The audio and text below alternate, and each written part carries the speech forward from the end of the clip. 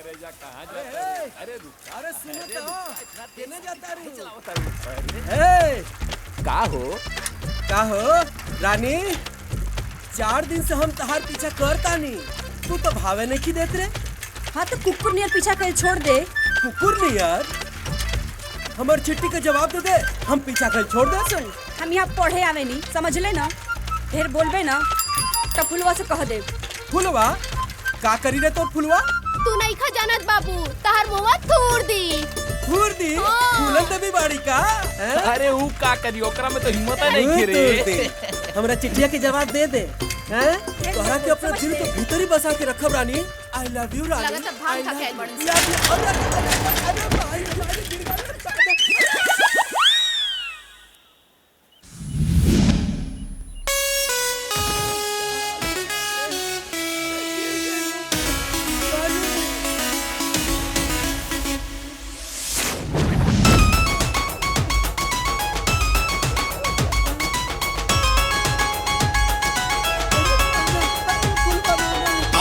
और तूफान है लड़की, बड़ी ही ऊर्जावान है लड़की, लड़की नाम पे शान है लड़की। अरे बड़ी ही ऊर्जावान है लड़की, लड़की नाम पे शान है लड़की। अरे बड़ी ही ऊर्जावान है लड़की, लड़की नाम पे शान है लड़की। अरे फुलवा माफ कर दे, माफ कर दे, माफ कर दे, माफ कर दे, माफ कर दे फुलवा। अब ना कर कोनो गलती। बाबूजी का बोला कितने हमरा के बहुत मल्ले बाड़ी, छोड़ब ना तारा के, देख लिए। बाबूजी की बताई बे, बाबूजी की झांसी के रानी बनकर दिया। बाबूजी की बताई बे, हमार बाबूजी के बताइले ना तो तोर दोनों टांग तोड़ के मंदिर के सामने बैठा दे, बुझले?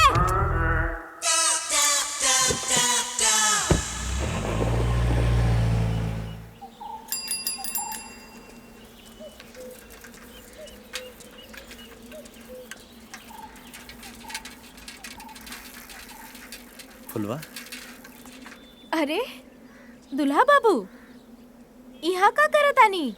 दुल्हन मिलल की ना? अभी ना। काहे? कोनो अंडित पंडित से ना अपन कुंडली दिखवाई। होकर कोनो जरूरत नहीं है। काहे?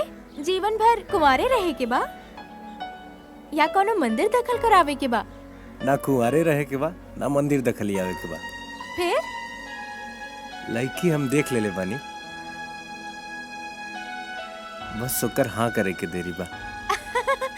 हाँ बुलवावे से पहले ना ओकरा से एक बार पूछ ली कि वो ग्रेजुएट हिया कि ना, वरना फिर कैंसिल।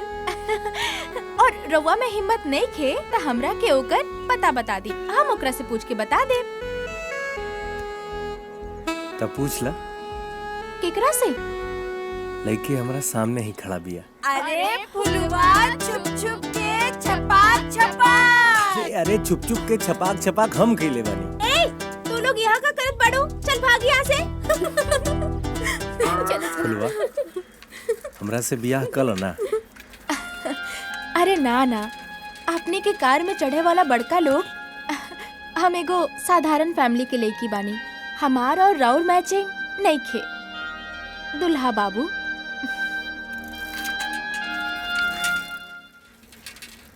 अरे रउआ यहाँ का करत बानी? घरे जाए खातिर गाड़ी के वेट करत नहीं। गाड़ी और राउर कार कहाँ बा? तोहार मैचिंग करे की कोशिश करत नहीं। मतलब? मतलब ई कि तू काल कहले रहलू ना कि हम बड़ लोग हैं, गाड़ी से चली ना, यही से गाड़ी छोड़ देली। दुल्हा बाबू, एजा से कोनो गाड़ी ना जाला। तब पैदल चल जाई।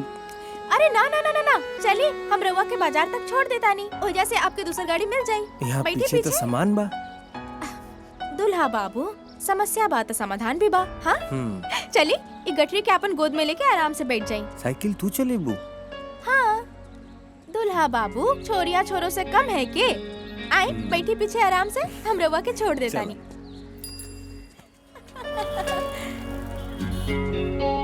लगता है वो लड़की आपको पसंद है। जी भैया।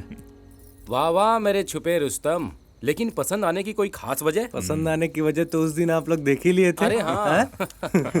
हाँ तेज तो है। तेज नहीं भैया, कुछ ज्यादा ही तेज है। अच्छा मेरे देवर जी, ये बताइए कि सिर्फ आप ही पसंद करते हैं उसे या वो भी आपको पसंद करती है? भाभी वो भी पसंद करती है। सच्ची? हाँ। अरे वाह, वाह भाई, मिल्खा सिंह से भी तेज निकले आप। आप भी अपने जमाने में कोई कम नहीं थे। हमारे भाइयों के सामने बताना जरूरी है क्या? और क्या? अरे अरे कोई बात नहीं भैया, ये सब हम चलता लोग है। समझदार हैं भैया, ठीक है ना? हाँ जी। चलो, आज से इस घर में एक नई परंपरा शुरू होने जा रही है। बड़ा भाई जाएगा अपने भाई के लिए नॉन ग्रेजुएट लड़की का हाथ मांगने, जो कि मेरे लिए एक स्पेशल स्वाभिमान की बात होगी। लव यू भैया। आप खुश ना? रवा लोग एहिजा कोनो खास बात? अरे रामचरण जी, आपकी बेटी फुलवा को मेरा छोटा भाई ना बहुत पसंद करता है। अरे फुलवा के माई, फुलवा के माई, अरे जल्दी से मीठा पानी ले आवा। आई ना, बैठी बैठी सरकार, बैठी आओ अर्जुन, बैठो। बैठी सरकार।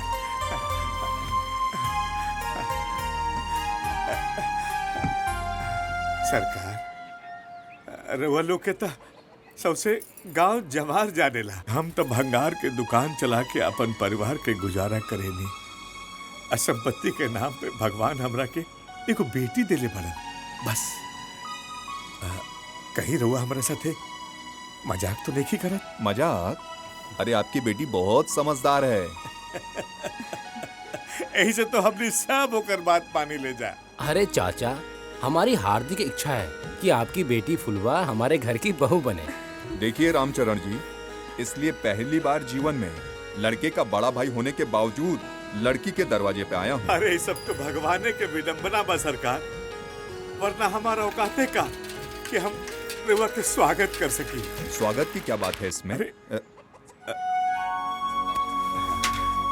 आगे लो बेटा।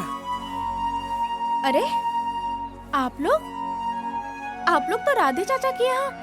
हाँ हाँ बेटा, संजोग तुमसे लिखा था तो वहाँ शादी कैसे होती? संजोग मतलब? अरे बेटा, ये अपन भाई के खातिर तार हाथ मांगे आयल बाड़े। हाँ कमाल बा, हमके पता ही नहीं खे और हमारी शादी भी तय हो गई। अब तुम कितना भी छिपा लो, लेकिन मेरा भाई हमको बता चुका है कि तुम एक दूसरे से प्यार करते हो। माफ कीजिएगा, आपको शायद गलतफहमी हो गई है। मैं आपके भाई से प्यार नहीं करती। कोई बात नहीं, शादी करने के लिए प्यार होना जरूरी थोड़ी ना है। हाँ, वो तुमको पसंद करता है और हम तुम दोनों की शादी करा देना चाहते हैं। देखिए, मैं अपने माँ बाप की बेटी जरूर हूँ, पर बोझ नहीं। और आपके परिवार में बहू बनने से मैं खुद हीन महसूस करूंगी। अरे बेटा, ये तू कहाँ कह रहा है बाड़ू? भले ही मेरे बाबूजी से कोई उम्मीद नहीं लगाएगा, लेकिन मौकों पर इन्हीं गिरवियों से आप लोगों को शर्मिंदगी महसूस होगी, जो कि मुझे तकलीफ देगा और मैं कभी खुश नहीं रह पाऊंगी।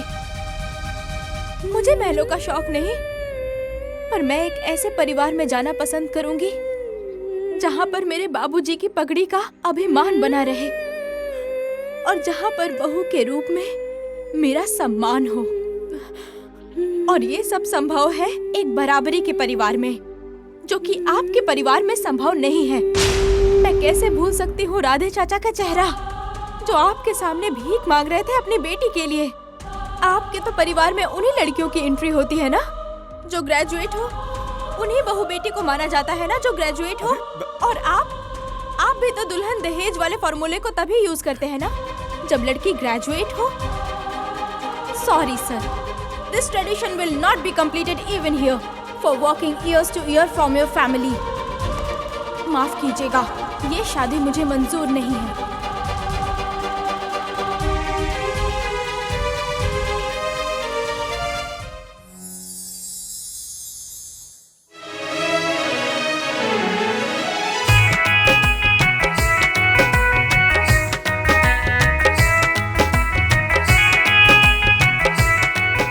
रूपवा तो बढ़िया बा, गुनाह होके के चाहिए। पढ़े लिखे में बहुत तेज बिया हमार फुलवा।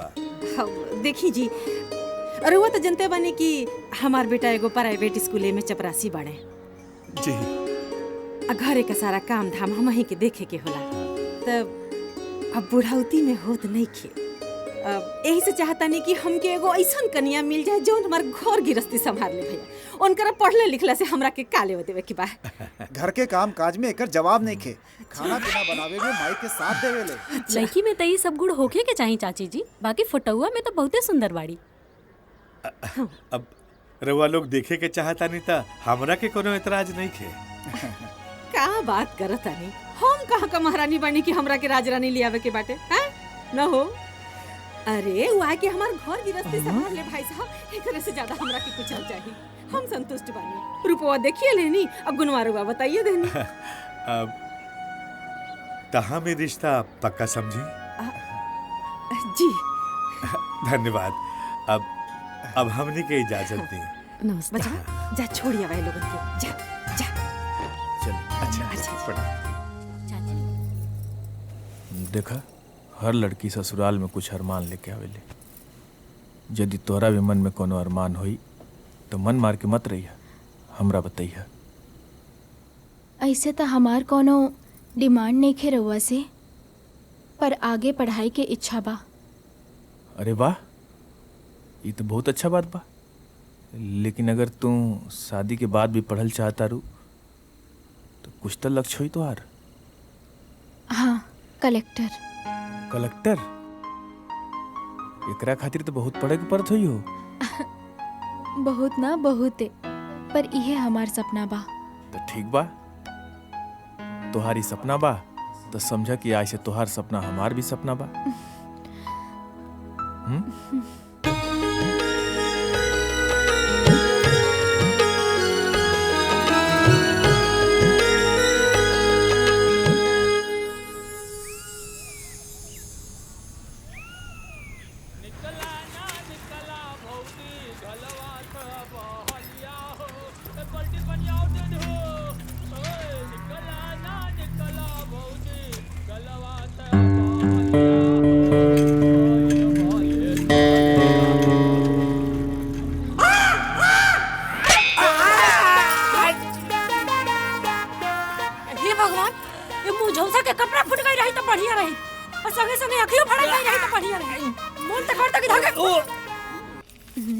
तोहार कुल कापी किताब खरीदाई गल हैं?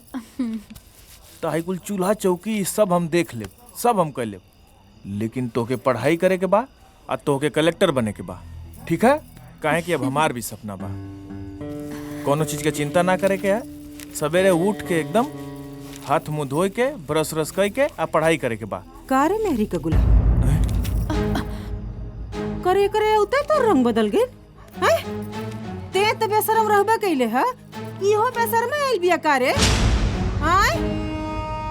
ना मही ऐसन कोनो बा। बेशरम बेहया करे काली के आइल कन्या के त साइकिल पर बैठा के बाजार घुमावता रे। एको बेर त सोचले ह कि दुनिया का कही हमारी इज्जत कहाँ जातिया हैं? नहीं की बुझात का हो महारानी? तोरा के अगर इतना पढ़ा लिखे का शौक रहल ह त काहे खातिर ब्याह कैलू इनके से? बैठल तू अपने माई बाबू के कोरा में, ऊ तोहार गुलामी करता है और तू बैठ के वहाँ कलम चलाऊ। तू बुझाइल? एक बात कान खोल के सुन ला, अगर ए घरे में रहे के हा तो ए घरे का सारा काम तोरा के करे के होई। तोहार बाप यहाँ नौकर ना बैठा के गयल है कि तू बैठ के यहाँ कलम चलेबू और हम माई बेटा तोहार गुलामी करल जाई। बुझाइल कि ना? घुसाला बुद्धि में सारा काम करे के बा ए घरे का। हाँ नहीं पढ़ी है पढ़ावा करे तू एजे हैं? ई तो हर बाप आके भरी इनकर बिजली का बिलिया बाप भरी हो, और तू लोग उनके तो बोल के बुआ ये दे तुमसे। खबरदार, अगर खैला के बाद 1 मिनट खातिर भी बिजली का बल्ब पड़ल त घर बार दे। और समझा दा इनके बुद्धि में कि कौना सासे के पाले पड़ल है। हाँ जनवा लोगन पढ़ाई है, पढ़वैया भरे हमरे घरे आल ही पढ़वैया पतो। इतना दिन बाद आइबो कइनी हां त किताब कलम लेके उतरनी है हमर करेजा। हमरे माई के बात के बुरा मत मनिया, वो दिल के बुरा ना, बस घर की परिस्थिति की वजह से वो भी अपनी जगह सही भी है। लेकिन हम तोरा सपोर्ट में पूरा बानी, तू बिल्कुल चिंता मत करिया। तू के कलेक्टरी करे के बा तो करे के बा, और ललका बत्ती वाला गाड़ी पे चढ़े के बा। अब हंसदा? अरे हंसदा भी, अरे भाई हंस भी दा, हंसदा हैं? अरे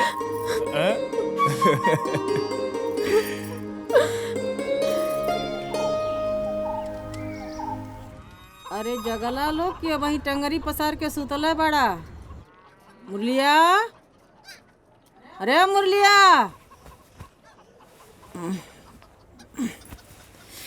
माँ जी चाय। जागल बने कि सुतल बने? जागल बने। तू तनिको मत सोचिया कि ये घर में तू जैसन चाहबू वैसन हुई, ठीक बा? ये घर में उहे या वैसने हुई जैसन की माई चाहिए। माई खाना खैलस? ना जी। हाँ तो ख्याल से खिया दिया, भुलाए मत जिया, ठीक है? आई ली। तू पढ़ा लिखा चाहे मत पढ़ा लिखा, लेकिन टाइम से गोबर उठ जाएगी चाहिए, टाइम से चिपरी पथा जाएगी चाहिए, ठीक है? और जब हम सांझी के स्कूल से आईला तो हमके कोनो कंप्लेन ना तोर मिलेगी चाहिए, नहीं तो हमसे क्यों बुरा होई ना, ये समझ लिया। खाली बुरा ना है बेटा, पहले दोनों गलवा पर थपड़ियाई और फिर बापे के पास भेजवाई, हां? तभी बुझिए कि केकरा से पाला पड़ल बा। खुश रहा, बात करता नहीं है। आ इनकरा के ई बता दिया, बढ़िया से समझा दिया कुल कि ना हम अत्याचार कइले बानी ना अत्याचार सो है। हां बिल्कुल माई, सास तू है की है? अरे हम तो तोहरा से हारल बानी। जला ना तू अगर लायक रहता ना तो ई कुल दिन देखई के ना पर मेहर आइल नहीं कि लगना होकर आगे पीछे घूमे। माई माई ते तो बोल मत।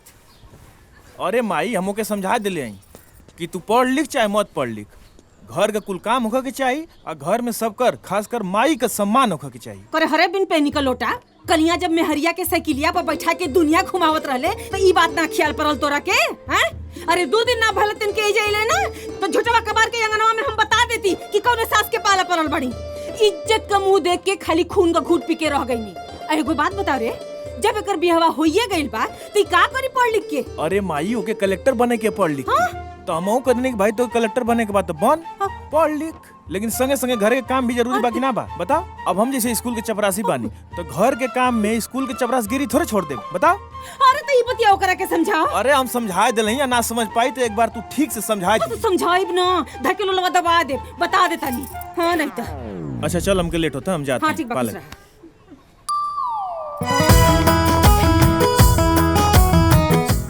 अरे मुरली, आज बीए का रिजल्ट निकला है ना? तेरी बीबी पास हुई क्या?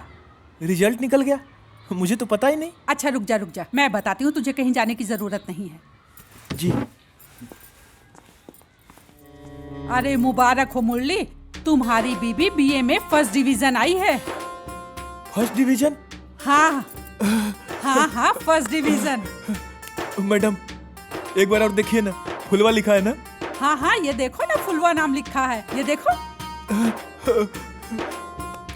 मैडम मैं जाऊं, फुलवा को बता के आऊं क्या? हाँ जाओ, फुलवा को बताओ, वो बहुत खुश होगी। आज तुम्हारी छुट्टी, ठीक है? जी मैडम, प्रणाम। जाओ।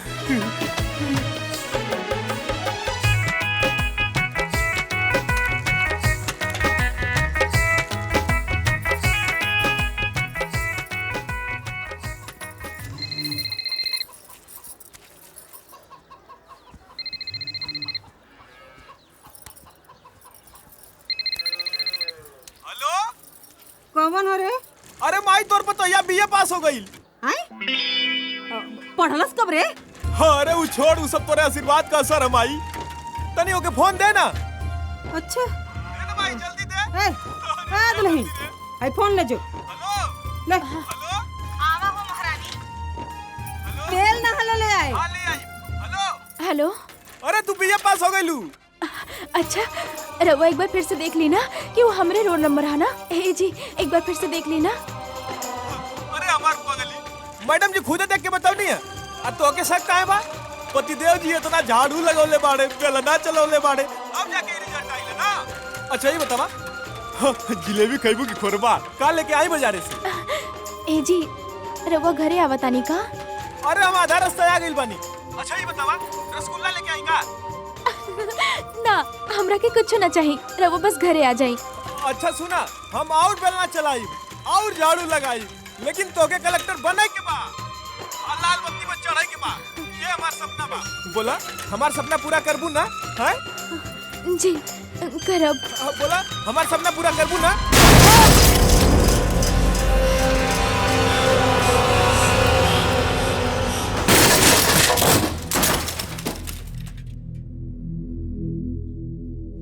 हेलो हेलो, का भैल जी? हेलो हेलो,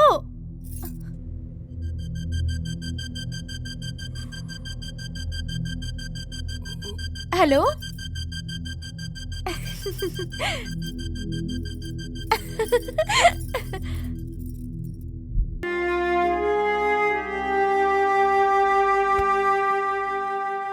जीवन के हर मोड़ पे राहब हम तो तोहरा साथ हो, बन के संघाते सुख दुख के, तोहरा से कब एहो मोरी रनिया दूर नाही जाए रूस के। अरे रे रे रे, ई कलेक्टराइन तक खेत सोहे लगलिन हो। सपना सबके पूरा ना हो कैलाश, सपना तो हमार पूरा भइल रहे अपने भाई सन के वर्दी में सपना देख के। इहो किस्मत का खेलाया, केहू के किस्मत कुर्सी तुरेला, केहू के सपना खेत सुहेला। का चाची सपनवा रह गइले कलेक्टराइन। कैसे दिलवा के बतिया छोड़ गए केहू संग के संगतिया, कोनो रहिया ना सुझाता, हे विधाता हे विधाता। दिनवा जहर लागे डंक मारे सैया के सुरतिया, कासे कहीं हम दिलवा के बतिया। बतावा हो, केहू बकलोल प्रधानमंत्री के सपना देख ली, तू सपना कब पूरा होखेला? आ उहे पागल उस सपना के आपन मान ली तो करा के महा पागल कहल जाला। यही से सपना उपना ना अपना औकात के हिसाब से देखे के चाही। सब कुकुर कसिए चल जाई त पतरिया के चाटी है चाची।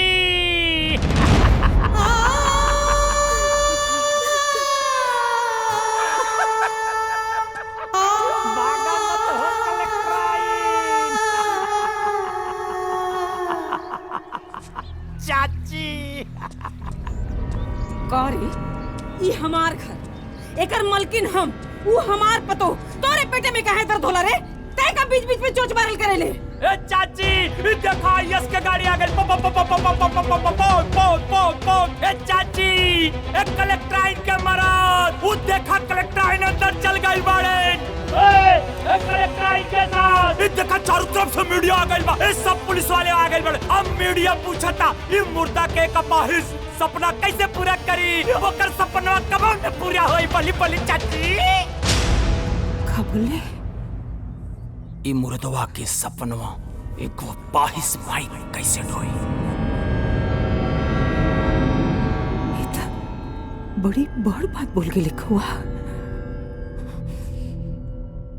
और अगर हमार पतो कलेक्टर बन गई तब पूरा गांव में नंगा होके घूमब।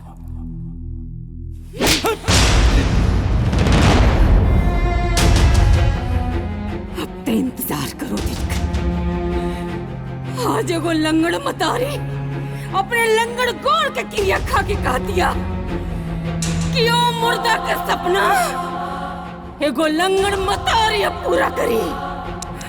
हमार पतो कलेक्टर जरूर बनी कौआ। अरे अरे रुकिए रुकिए रुकिए, कहाँ भागे जा रही हैं? क्या काम है? कलेक्टर बने के बाद। कलेक्टर बनने आई हैं? का कलेक्टर बने के यही बिल्डिंग में तो मैडम जी। ये मेरी सासू माँ है, कोचिंग के लिए आए हैं। ठीक है जाइए। जाइए। ठीक है जाइए। ओके सर। ओके जी नमस्ते। नैना बाबरा तो हर खींचे लाया पुना योर हो। नैना बाबरा तो हर खींचे लाया पुना योर हो।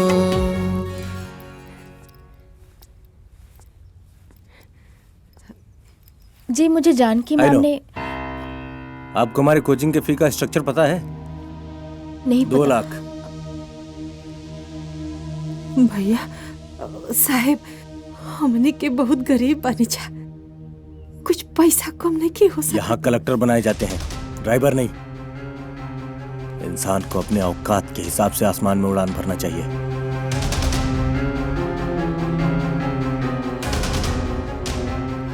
साहब बड़ी मेहनत करे साहब।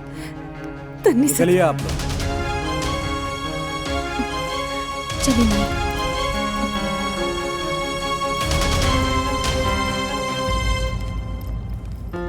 सर ऐसे गरीब कैंडिडेट के लिए हमारे पास स्कॉलरशिप प्लान है सर। है तो फिर सर? लेकिन इन लोगों के लिए नहीं। और एकदम इज्जत पे इज्जत कर देना सा। पता नहीं कहाँ से चले आते हैं। चले आते हैं शीशा का दरवाजा लगा के इतना इतना पैसा लेके पढ़ाओ तारा लोगन।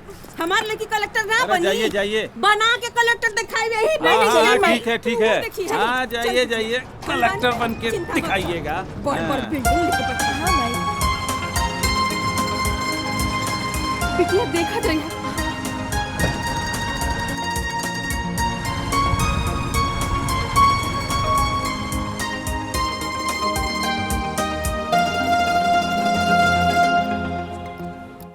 थैंक यू सर। जी नमस्ते। जी नमस्ते। हेलो सर मुझे आईएएस की प्रिपरेशन करनी है। सर मुझे आपकी इस एकेडमी में प्री और मेंस ऑप्शनल के लिए क्या पेमेंट लगेगी? देखिए आपको मैथमेटिक्स एंड हिस्ट्री वगैरह की पेमेंट। हाँ सर।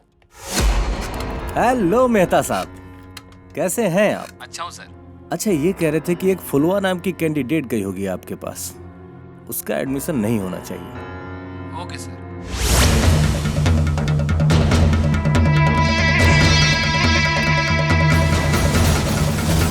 देख रखे शीशा का दुआरी 4 गो लगा के 5 लाख रुपया मांगता। हो तो 2 लाख मांगत रहला। अरे जोर तुझे बढ़िया कोचिंग मिली हमरे बिटिया के, जो तोर कोचिंग ना चाहिए हमरा के।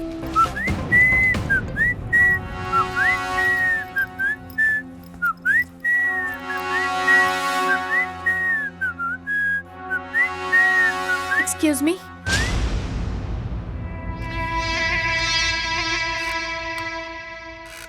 यस। मैं अपने पिछले बर्ताव के लिए आपसे माफी मांग रही हूँ। मेरा इकोनॉमिकल पोजीशन उस लेवल पर नहीं है कि मैं फीस दे सकूं। मैं आईएएस की तैयारी करना चाहती हूँ ताकि मैं अपने पति का सपना पूरा कर सकूं। सपना तुम्हारे पति का है, स्ट्रगल तुम कर रही हो। व्हाई?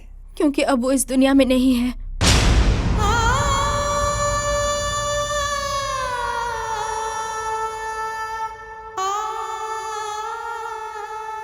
हमारी पूरी सिंपैथी आपके साथ है,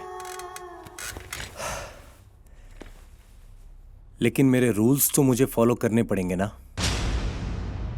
आपकी सोच कितनी छोटी हो चुकी है दुल्हा बाबू। लेकिन आदमी तो बड़ा हूं ना। ये आपका घमंड बोल रहा है। नहीं, ये मेरा उसूल बोल रहा है। आपको क्या लगता है अगर आप मेरी हेल्प नहीं करेंगे तो मैं आईएएस नहीं निकाल पाऊंगी? नो, नॉट एट ऑल। आप कितने नीच आदमी हैं। मैं आपसे रिक्वेस्ट कर रही हूँ और आपको हमारे हालात पे तरस नहीं आ रहा है। रिक्वेस्ट तो मैंने भी बहुत किया था। तुमने तरस खाई क्या? हा? ये कोई जरूरी नहीं कि जो तुम उस समय सोच रही थी वही सही था। तुमने अपने झूठे जिद के आगे न किसी के भावनाओं का ख्याल किया न सम्मान किया।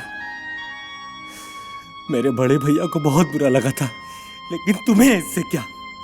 कल तुम्हारी बारी थी, आज मेरी बारी है। तो आप मुझसे बदला ले रहे हैं? जो समझो। मिस्टर प्रीतम, आप कोई भगवान नहीं है कि आप अपने हिसाब से किसी की किस्मत लिखेंगे।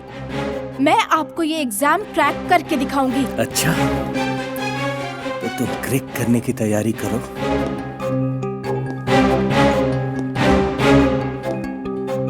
मैं ब्रेक करने की तैयारी करता हूं। Now get out.